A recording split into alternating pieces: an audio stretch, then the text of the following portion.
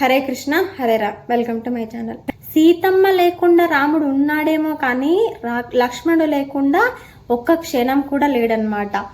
అక్కడ కైకేయి అడవికి వెళ్ళమనడం అదంతా కూడా లక్ష్మణుడు పక్కకే ఉన్నాడనమాట. రాముని అడవికి వెళ్ళమనడం అదంతా చూసి లోపలనే బాగా ఆవేశంతో రగిలిపోతుండనమాట. పళ్ళు పటపట కొరుకుతుండనమాట. వరలో ఉన్న కత్తిని బాగా నలిపేస్తుండనమాట. పాము బుస్సులు కొట్టినట్టు కోపంతో బుసలు కొడుతూ ఉన్నాడనమాట.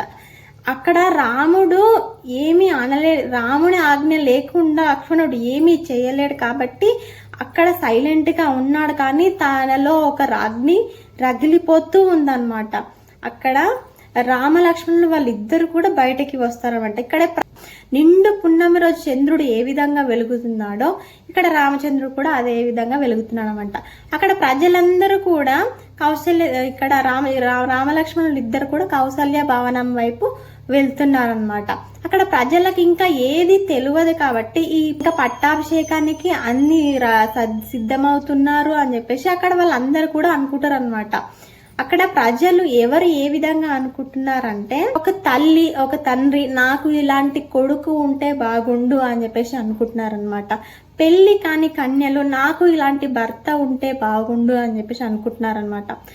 పెళ్లి కాని యువకులు నాకు ఇలాంటి అన్న ఉంటే బాగుండు ఇక్కడ చిన్న పిల్లలు నాకు ఇలాంటి తండ్రి ఉంటే బాగుండు అని చెప్పేసి ఎవరికి వాళ్ళు అనుకుంటున్నారనమాట. రామలక్ష్మణులు కౌసల్య భవనం లోపలికి వెళ్తారనమాట. కౌసల్య రాముడు పట్టాభిషేకం అవుతుంది, రాముడు ఇప్పటి నుండి కూడా కింద కూర్చోకూడదు అని చెప్పేసి బంగారు పీట వేస్తుంది అనమాట. పట్టాభిషేకానికి ముందు తిని వెళ్ళాలన్నమాట. తినడానికి అన్ని కూడా సిద్ధం చేసి పాయసము లడ్డూలు అన్ని కూడా సిద్ధం చేసి బంగారు పీట వేసి ఉంచుతుందన్నమాట. నాయన రామ నువ్వు కూర్చో తిను అని చెప్పేసి అంటుందన్నమాట. అప్పుడు రాముడు తనలో తాను అనుకుంటున్నానమాట, ఇప్పటి నుండి నేను వనవాసి ఏ విధంగా ఉండాలో నేను అదే విధంగా ఉంటాను. ఈ బంగారు పీటల మీద బంగారు పల్లెల మీద నేను కూర్చోను అని చెప్పేసి అనుకుంటూ ఉండగా అది కౌశల్యకి వినిపిస్తుంది అనమాట. ఏమైంది రామ్మ, ఎందుకు ఈ విధంగా కూర్చోలేదు అంటే, నేను ఈ విధంగా అడవికి వెళ్ళాలి, నేను 14 సంవత్సరాలు అడవికి వెళ్ళాలి, ఇప్పటి నుండి నేను వనవాసిలానే బ్రతుకుతాను, ఎటువంటి భోగ వస్తువులు పదార్థాలు ఏవి కూడా నేను తీసుకోను అని చెప్పేసి అక్కడ రాముడు చెప్తాడనమాట. ఆ మాట విన్న కౌసల్య తుఫాను వచ్చినప్పుడు అరటి చెట్టు ఏ విధంగా పడిపోతుందో ఆ విధంగా పడిపోయిందనమాట. కౌసల్య ఆ మాట వినగానే తట్టుకోలేకపోయిందనమాట. కోలేని స్థితిలో కోపంతో ఆమె మాట్లాడుతుంది అనమాట. ఎవరికైనా కోపం వచ్చినప్పుడే నిజాలు బయటికి వస్తాయన్నమాట. ఎవరికైనా కూడా కోపం వచ్చినప్పుడు వాళ్ళ మాటలు గమనించండి, వాళ్ళలో ఉన్న బాధ దుఃఖము అంతా కూడా బయటకి వచ్చేస్తుంది అనమాట. ఇప్పుడు కూడా కౌసల్య కోపంలో ఈ విధంగా మాట్లాడుతుంది అనమాట. ఇంతలోనే ఇంత మార్పా, రాత్రే పట్టాభిషేకం అని చెప్పి ఇప్పుడు అడవులకని పంపిస్తారా? రామా నువ్వు లేకుండా నేను ఎలా ఉండాలి?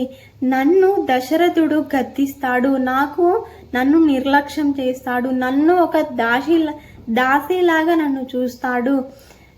కైకేయి నన్ను వెటకారంగా చూస్తుంది, నా వ్యంగ్యంగా మాట్లాడుతుంది నాతో. కైకేయి దగ్గరున్న దాసులను చూసినట్టు కూడా నన్ను చూడలేదు. నువ్వు అడవులకపోతే నన్ను ఎవరు కూడా నన్ను పట్టించుకో. నువ్వు తండ్రిని మాట చెప్పినట్టు వింటావో, నేను చెప్పింది కూడా విను, నేను కూడా నీ వెంట అడవులకు వస్తాను అని చెప్పేసి కౌసల్య అంటుందన్నమాట. పిల్లల కంటే కూడా భర్తనే స్త్రీకి ఎక్కువ. భర్తను విడిచిపెట్టి ఎప్పుడు కూడా ఉంటాను అని చెప్పేసి ఎప్పుడు కూడా అనకూడదు అని చెప్పేసి రాముడు చెప్తున్నమాట. భర్త చేసే ధర్మంలో ఆమె సహాయపడుతూ భర్తను అనుగమిస్తూ భర్తనే దైవంగా భావిస్తూ ఉండాలి అని చెప్పేసి ఇక్కడ రాముడు చెప్తున్నమాట. ఇక్కడ రాముడు ఏ విధంగా భార్య ఏ విధంగా ఉండాలో చెప్తుండు, భర్త ఏ విధంగా ఉండాలో కూడా ఆయన ప్రవర్తించి చూపించాడనమాట. అయితే నెక్స్ట్ వీడియోలో అది మాట్లాడుకుందాం. అయితే ఇక్కడ భార్య మాత్రం ఎప్పుడు కూడా భర్తను అనుగమిస్తూ ఉండాలి. భర్తను వదిలి ఎవరైతే నాకు సంతోషంగా ఉంది అనే ఒక స్త్రీ ఉంటుందో అలాంటి స్త్రీని ఎప్పుడు కూడా చూడకూడదు అని చెప్పేసి ఇక్కడ రాముడు అంటుండనమాట. తర్వాత లక్ష్మణుడు కౌసల్య బాధ చూడలేక తట్టుకోలేక ఆమె ఏడుస్తూ ఉంటే తట్టుకోలేకపోయాడనమాట. ఇక్కడ లక్ష్మణుడు మాట్లాడుతుండు. ఇక్కడ రామునికి కొంచెం బాధ కలిగిన, రామునికి ఇంకా ఎటువంటి ఆపద వచ్చిన ముందు లక్ష్మణుడు ఉంటాడనమాట. రామునికి ఏమన్నా వచ్చిందనుకో, రాముని ఎవరన్నా ఏమన్నా అన్నారనుకో, అప్పుడు లక్ష్మణుడు తట్టుకోలేడనమాట. ఇక్కడ కోపంతో మాట్లాడుతుండు. అన్న నువ్వు ఇప్పుడే నన్ను ఆజ్ఞాపించు, నేను ఈ వార్త వనవాసానికి వెళ్ళాలి అనే కోరిక ఎవరు కోరుకోమన్నారో నేను బయటకి తీసుకొస్తాను. ఇప్పటి వరకు కూడా ఈ వార్త ఎక్కడ కూడా వెళ్ళలేదు.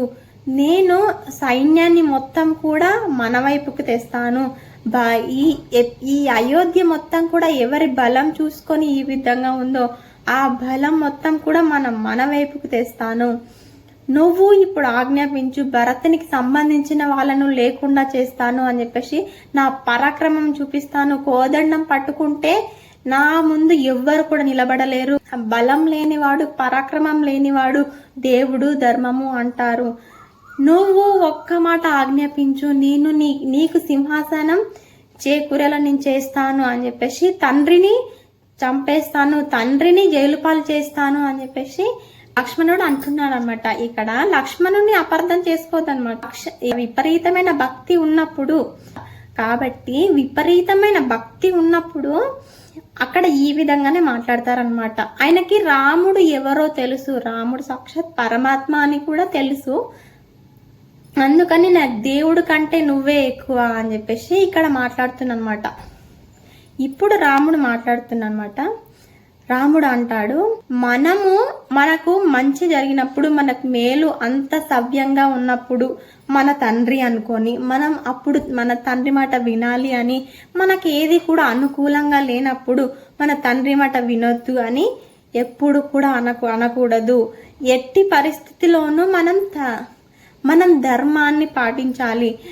ఎట్టి పరిస్థితుల్లోనూ మనకు అనుకూలంగా ఉన్నప్పటికీ కూడా మనకి అనుకూలంగా లేనప్పటికీ కూడా మనం ధర్మాన్ని పాటించాలి. ఎంత పరాక్రమం ఉన్నప్పటికీ కూడా మనం ధర్మాన్ని పాటించాలి. ధర్మం మనల్ని రక్షిస్తుంది. నువ్వు అంతటి సమర్థుడివే, కానీ మనకి అనుకూలంగా అంతా ఉన్నప్పుడు తండ్రి మాట వినాలి అని, అప్పుడే మనకు తండ్రి అని, మనకు ఏది కూడా అనుకూలంగా లేనప్పుడు అప్పుడు తండ్రి కాడు అని, అప్పుడు తండ్రి మాట వినకూడదు అని అనకూడదు. ఎప్పుడు కూడా ఒక కొడుకు తండ్రి మాట ఎప్పుడు కూడా వినాలి. ధర్మం ఏంటిది? తండ్రి చెప్పిన మాట వినాలి. సగరులు 60,000 మంది ఒక తండ్రి మాట చెప్పినందుకు వాళ్ళకి సద్గతులకు లేకపోయినప్పటికీ కూడా తండ్రి మాట విన్నంత చేత వాళ్ళకి స్వర్గానికి వెళ్ళారు. పరశురాముడు తండ్రి మాట చెప్పినందుకు తల్లినే నరికేశాడు. ఇక్కడ తండ్రి మాట వినడమే ధర్మము. నా తండ్రిని నిన్ను ధిక్కరించి, అందరినీ కూడా ధిక్కరించి నేను సింహాసనం ఎక్కను. నాకు భరతుడు సింహాసనం ఎక్కినా కూడా నాకు సంతోషమే. ఇంతమందిని బాధ పెట్టి నీ సింహాసనం మీద నేను కూర్చోను అని చెప్పేసి, నాకు ఈ సింహాసనం కంటే అడవులకు వెళ్ళడమే నాకు ఆనందము. నువ్వు ఇప్పుడు పట్టాభిషేకానికి ఏ విధంగా అయితే ఉత్సాహంతో పనులు చేస్తున్నావో, ఇప్పుడు అడవికి వెళ్ళడానికి కూడా నువ్వు అదే విధంగా పని చేయు అని చెప్పేసి రాముడు లక్ష్మణ్కి చెప్తాడనమాట. ఇప్పుడు కౌసల్య అంటుంది, సరే నాయన, నువ్వు ఎప్పుడు కూడా నీ ధర్మాన్ని నువ్వు వదిలిపెట్టవు. నువ్వు ఇప్పుడు నేను ఏమి చేసినా కూడా నువ్వు నా మాట వినవు.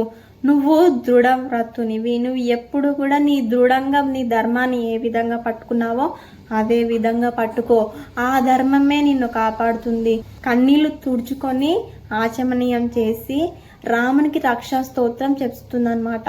అంటే ఇక్కడ ఆచమనీయం అనేది మనం ఎక్కువ పూజలు చేసే వాళ్ళకి ఇది తెలుస్తుంది అనమాట. ఆచమనీయం చేయడం వల్ల మనలో ఉన్న, మనం ఏడ్చినా గాని తుమ్మినా గాని మన లోపల నుండి వచ్చిన దుర్వాసన ఇవన్నీ కూడా, అంటే కన్నీళ్లు గాని తుమ్ములు గాని ఎలాంటివి కూడా, అంటే ఆచమనీయం చేయడం వల్ల వాళ్ళు పవిత్రులు అవుతారనమాట. అప్పటి వరకు కూడా కౌసల్య ఏడ్చింది కాబట్టి ఆ కన్నీళ్లు తుడుచుకొని ముఖం కడుకొని ఆమె ఆచమనీయం చేసి రామునికి రక్షా స్తోత్రం చెబుతుందన్నమాట. మనం ఈ రక్షా స్తోత్రము చాలా ఇంపార్టెంట్ అనమాట. మనము తర్వాత వీడియోలో మొత్తం ఈ రక్షా స్తోత్రం గురించే మనం మాట్లాడుకుందాం. అందరికీ హరే కృష్ణ, హరే రామ్, జై శ్రీరామ్.